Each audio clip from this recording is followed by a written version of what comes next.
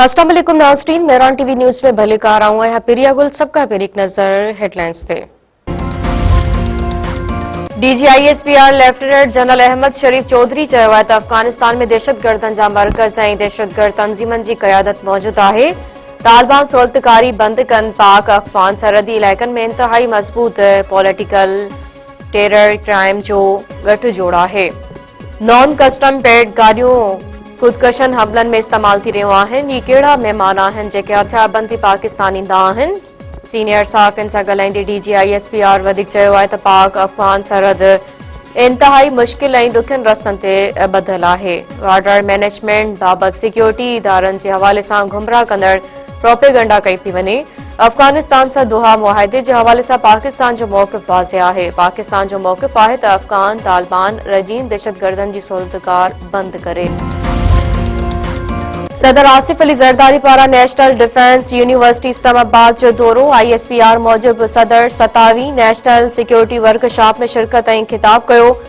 सदर बाख़बर क़यादात क़ौमी यकजहती ऐं गॾियल पॉलिसी साज़ी जी हिमायत ते ज़ोर ॾिनो। ISPR जो वधीक चवणु आहे त वर्कशॉप में पार्लियामेंट्रियन आला सिविल फौजी ऑफिसरनि ऐं समाजी शोबनि जे नुमाइंदनि बि शिरकत कई। सदर वर्कशॉप में शिरकत कंदड़नि में सर्टिफिकेट विराया। वज़ीर आज़म शहबाज शरीफ जे बानी PTI खिलाफ़ हरजाणी जे केस जी ॿुधणी। पंजाब असेंबली जे स्पीकर मलिक मोहम्मद अहमद पंहिंजो बयान रिकॉर्ड कराए छॾियो। लाहौर जे सेशन कोर्ट पारां केस जी ईंदड़ ॿुधणी ते वधीक शाहिद तलब। शहबाज शरीफ तरफ़ां बानी PTI खिलाफ़ 10 अरब रुपया हरजाणे जी दावत दाख़िल कई वई हुई। अदालत पारां मीडिया सां ॻाल्हाईंदे पंजाब असेंबली जे स्पीकर चयो आहे त शहबाज शरीफ खे उन जेल मैनुअल तहत ई जेल में रखियो वियो हो। शहबाज शरीफ के त घर जी मानी भी न ॾिनी वेंदी हुई। बानी PTI को अनोखो लाटलो आहे छा? पंजाब जा अक्सर इलाइक़ा अॼु बि फिज़ाई गदलाण जी लपेट में।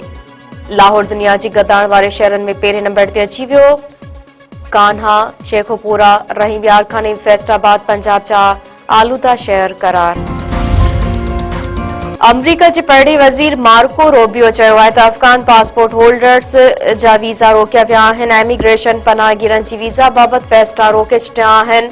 छंड-छाण ऐं स्क्रीनिंग यकीनी बनाइण ताईं फ़ैसिला मुअतल रहंदा। अमरीकी सदर डोनाल्ड ट्रम्प चयो आहे त दुनिया खां माण्हुनि जी आमद खे रोकींदासीं। अमन ख़राब कंदड़नि जी शरीयत रद्द कई वेंदी। पहिरीं डिसंबर ते पेट्रोलियम शयुनि जे अघनि में घटिताई जो इम्कान। ज़रियनि मूजिब पेट्रोलियम शयुनि जी क़ीमतनि में 3 खां 6 रुपया फ़ी लीटर लाथ जो इम्कान आहे। पेट्रोल 3 रुपया 70 पैसा, डीज़ल 4 रुपया 82 पैसा फ़ी लीटर सस्तो थी सघे थो। आलमी सतह ते पेट्रोलियम शयुनि जे अघनि में घटिताई सबबि अवाम खे रिलीफ ॾियण जो फ़ैसिलो कयो वियो आहे। सिंध हाई कोर्ट बार जूं चूंडूं सदारत ते सरफराज़ मेतलो ऐं हसीब जमाली में मुक़ाबलो। पोलिंग शाम 5 वॻे ताईं जारी रहंदी। 8478 वकील वोट जो हक़ इस्तेमाल कंदा। नायब सदर जे उहिदे लाइ एहतशामुल हक़, फरूक ज़िया, मोहम्मद ताहिर इक़बाल ऐं शौकत शेख समेत 8 उम्मीदवार मैदान ते लथल। जनरल सेक्रेटरी जे उहिदे ते फरीदा मंगरियो, बैरिस्टर इमरान मिठियाणी ऐं मिर्ज़ा सरफराज़ विच में मुक़ाबलो। पोलिंग ख़त्म थियण जे 1 कलाक बाद चूंड नतीजा जारी कया वेंदा।